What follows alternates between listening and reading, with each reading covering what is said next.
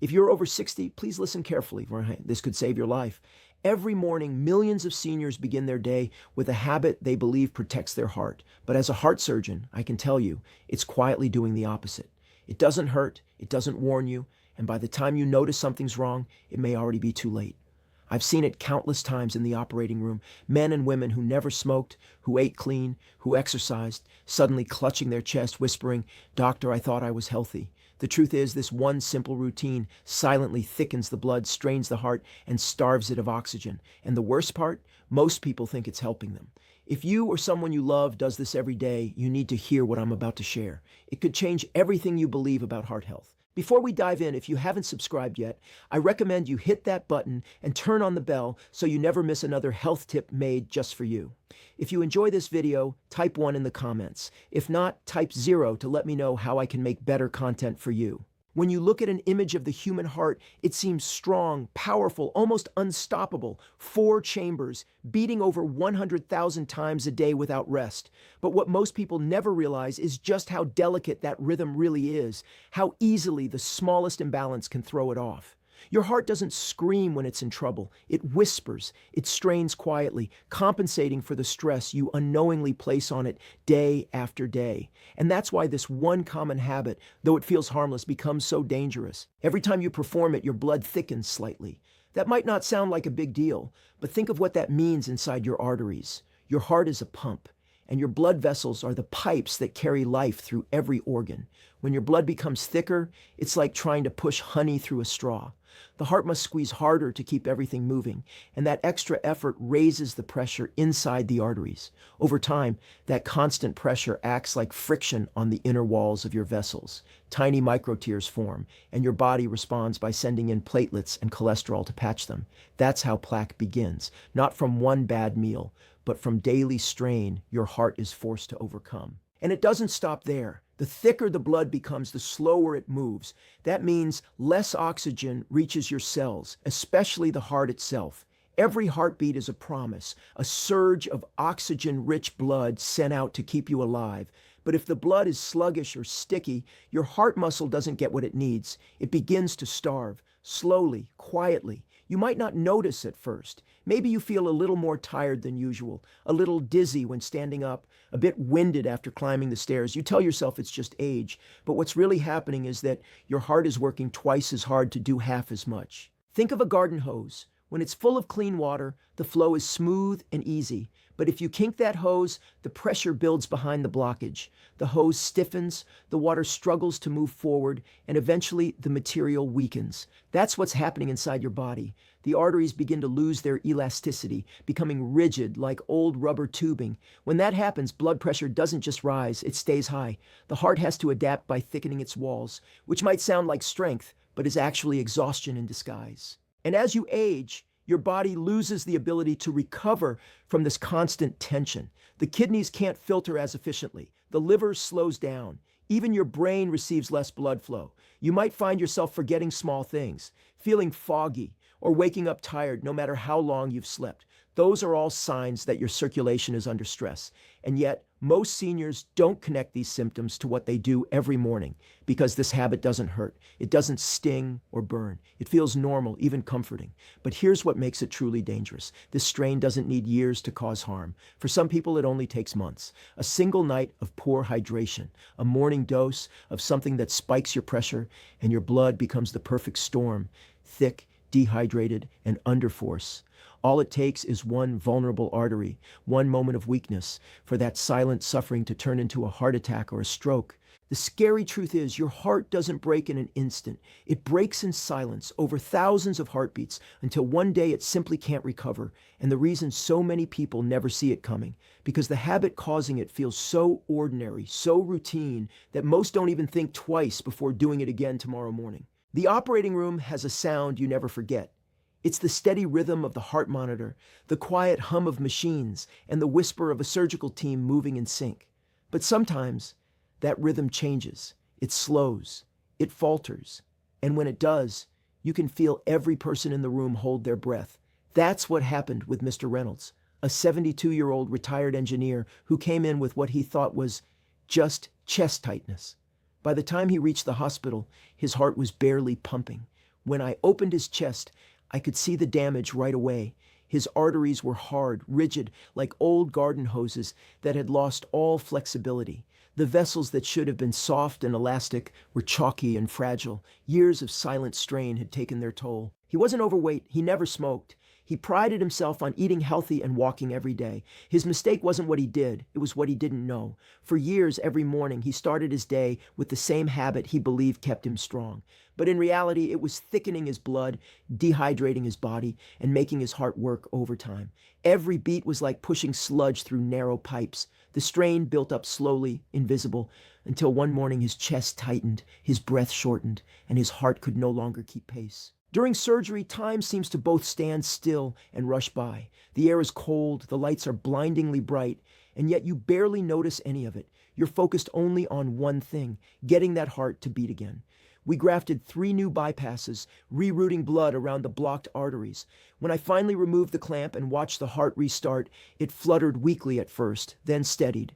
The monitor beeped back to life, that fragile rhythm returning. He survived, but his recovery was long and difficult. When I visited him later in the ICU, he whispered, "Doctor, I thought I was helping my heart." Those words stayed with me. He truly believed his routine was protecting him, not realizing it had been breaking him from within. Then there was Mrs. Alvarez, 68, warm smile, soft-spoken, the kind of person who bakes cookies for her neighbors even when she doesn't feel well. She came to me 2 years ago after a mild heart scare, dizziness, shortness of breath, and fatigue that wouldn't go away. Her scans showed the early signs of arterial stiffness. Nothing severe yet, but enough to worry me. I asked her about her daily routine, and there it was again, the same morning habit I'd seen in so many of my patients. I told her to stop it immediately and replace it with a few small, heart-friendly changes. She listened. She took it seriously. When she returned 6 months later, the difference was astonishing. Her blood pressure had normalized, her energy had returned, and her lab results looked better than they had in years. She told me, "Doctor, I didn't think one small thing could make such a difference." But it did. Her circulation improved, her heart rhythm stabilized, and her fatigue disappeared. It wasn't a miracle, it was biology. The moment she stopped forcing her heart to work harder than it had to, her body began to heal itself. I wish every story ended like hers, but it doesn't. Every week I meet patients who remind me of Mr. Reynolds, people who believed they were doing the right thing, only to find out too late that they were unknowingly hurting the very organ keeping them alive. What breaks my heart as a surgeon is knowing that these tragedies are preventable, that one simple change could save thousands of lives. When I walk through the hospital halls at night and hear the faint beeping of the cardiac monitors, I think about both of them. One heart repaired but forever weakened, the other strong again because the damage stopped in time. And that's why I speak about this so urgently. This is why I'm begging you, not warning, begging, to stop. It's not ignorance that causes most seniors to keep this habit. It's trust. Trust in what they've been told for years. Trust in what the label says. Trust in what commercials, magazines, and even some doctors once claimed was good for the heart. I can't tell you how many times I've sat across from a patient explaining the real cause of their heart problems and watched their face fall in disbelief. They don't argue. They just whisper, "But I thought this was healthy." And I understand that reaction completely because the world has done a brilliant job of making dangerous things look harmless. If you walk through any grocery store, you'll see it everywhere. Words like heart healthy, energizing, low fat, doctor approved. The packaging is calm, bright, often blue or green, meant to feel clean and safe. You'll see smiling seniors on the front, holding hands or jogging in the sunlight, giving you the impression that this is what wellness looks like. But inside that same product is exactly what's thickening your blood, raising your pressure, and making your heart work harder. The truth is, most of these companies don't care what happens in the long run. They care about what sells today. The same goes for certain morning routines. Seniors are told, "Start your day right," or "boost your heart health with this." And they follow the advice because it sounds logical. They want to take care of themselves. They want to live longer, stay active, and protect the heart that's kept them alive through decades of life. So they build habits, daily rituals that feel responsible, even admirable. But what looks responsible on the surface can be deeply harmful when you understand how the heart actually works. That's the painful irony. The very routine that gives people a sense of control is often what steals it from them later. I've had patients who believed they were being disciplined by avoiding breakfast and going straight for their morning energy booster. They thought skipping hydration made them tougher, that training the body to handle less water built resilience. Others loaded up on low-sodium products without realizing the hidden preservatives were far worse. And nearly everyone trusted that if something was sold over the counter or marketed for seniors, it had to be safe.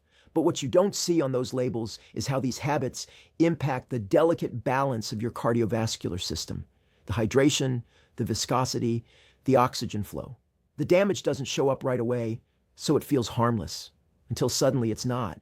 From a surgeon's perspective, the difference between what people believe and what we actually see inside the body is shocking. I've opened chests and seen arteries hardened like glass, vessels too narrow to accept a bypass, hearts so swollen from pressure they can barely beat on their own. And almost every time, the patient had no idea. They thought they were doing what everyone else was doing, what magazines and wellness ads said they should do. It's not their fault. They were following advice that never came from people who see the human heart up close. And here's the heartbreaking part. Many seniors don't question these routines because they've worked their whole lives to be consistent. They believe consistency equals health. I've done this every day for 30 years, they say with pride. But consistency only helps when the habit itself is helping you. When it isn't, every day you repeat it, you're reinforcing the very cycle that wears your heart down. That's why I speak about this with both frustration and compassion. It's not about blame, it's about awareness. The system tells you to trust slogans, numbers, and trends, but your heart doesn't read labels. It only responds to what you put it through. And sometimes the simplest change, like drinking before your morning coffee or cutting out one product you thought was safe, can be the difference between silent damage and lasting protection. So as you're listening to this, ask yourself honestly, do you recognize this in your own routine? Is there something you've done for years simply because you believed it was healthy?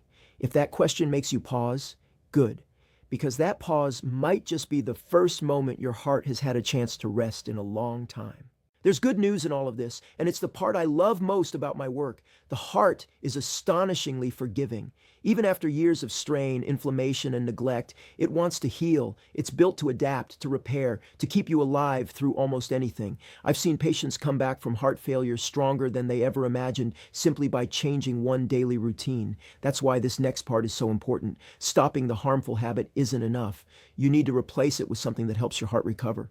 And the beautiful thing is, the replacement is simple, natural, and costs you nothing. Start your day by giving your heart what it needs most: fluid and oxygen. Before you reach for anything else, drink a tall glass of water, room temperature, not cold, within the first 15 minutes of waking up. Overnight, your body loses water through breathing and sweating. By morning, your blood is thick and concentrated, like syrup that's been left out overnight. That's why strokes and heart attacks happen most often in the early hours. The blood is sluggish, and the heart has to push harder to circulate it. Rehydrating right away thins the blood just enough to ease that pressure, giving your heart relief before the day even begins. If you want to take it one step further, add a pinch of mineral salt or a squeeze of fresh lemon. The electrolytes help your cells absorb water faster and restore balance to your blood chemistry. This small change does something incredible inside your arteries. It lowers friction. Think of it like adding oil to a rusty hinge. The smoother the movement, the less strain, the quieter your heart can work. Next, be mindful of timing. Many seniors take medications or supplements first thing in the morning, often on an empty stomach or with dehydrating beverages like coffee or tea. That timing can make the blood more acidic and strain the digestive system, triggering a spike in blood pressure before breakfast. Simply waiting 15 to 20 minutes after hydrating before taking pills can make a measurable difference in how your body responds. It gives your system time to circulate fresh fluid and helps the liver and kidneys process everything more gently. Breakfast itself doesn't have to be complicated. Choose foods that calm inflammation rather than ignite it. Oats soaked overnight instead of processed cereals, fresh berries instead of packaged juice, a handful of walnuts instead of fried bacon. These foods feed your heart the way it's meant to be fed, with fiber, antioxidants, and steady energy instead of sudden spikes. Even the act of eating slowly, breathing between bites, gives your nervous system time to settle. The heart beats more rhythmically when you're not rushing it. And if you want to add one final touch to your morning routine, step outside for a few minutes of sunlight and gentle movement. It doesn't have to be exercise, just slow walking or stretching while breathing deeply. Every deep breath expands your chest, massages your heart, and tells your body that it's safe. That sense of safety is something most seniors overlook, but it's one of the strongest medicines there is. Chronic stress and worry tighten the arteries just as much as bad food or dehydration. Calming your mind calms your heart. I've seen patients go from daily fatigue to radiant energy with just these changes, not because of expensive supplements or complex diets, but because they gave their heart the conditions it needed to heal. The body doesn't demand perfection. It responds to consistency. The same way it once adapted to damaging habits, it can adapt to healing ones too. All it asks is that you start. So tomorrow morning, before you reach for the usual cup or pill or packaged health drink, pause for a moment, pour that glass of water, take a slow breath, feel your heart beating, not in panic or exhaustion, but in quiet gratitude. It's been working for you every second of your life, forgiving your mistakes, repairing what it can, and asking for nothing in return. Your heart has forgiven decades of stress. Give it one good habit to thank it. There's one more thing I need to tell you, something I rarely hear anyone talk about, even in medical circles.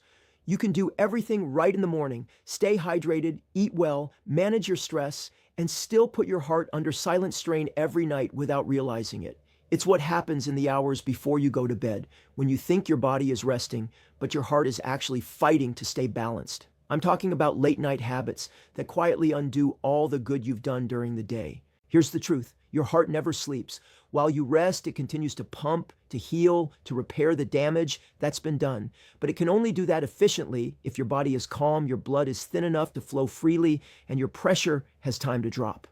That's why nighttime is supposed to be your heart's recovery window. Yet for millions of seniors, that window never opens because of one habit that keeps the system on high alert: eating or snacking too close to bedtime. It sounds harmless, a small snack before bed, maybe a piece of toast, a handful of nuts, a glass of warm milk.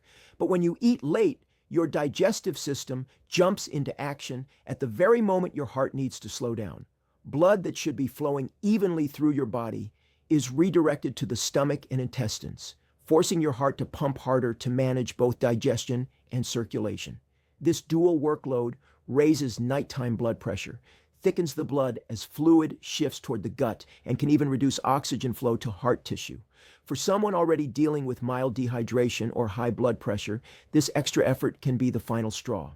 I once treated a patient who thought his late-night snack routine was helping him sleep. Every evening around 10 p.m., he would have a small bowl of cereal, something light, something healthy. Over time, he began waking up with a pounding heartbeat and mild headaches. He didn't connect it to his bedtime snack, but when we adjusted his schedule, no food within 3 hours of sleep, just water or herbal tea instead, his blood pressure normalized almost immediately. His heart finally had room to rest. The same is true for late-night pain relievers or supplements.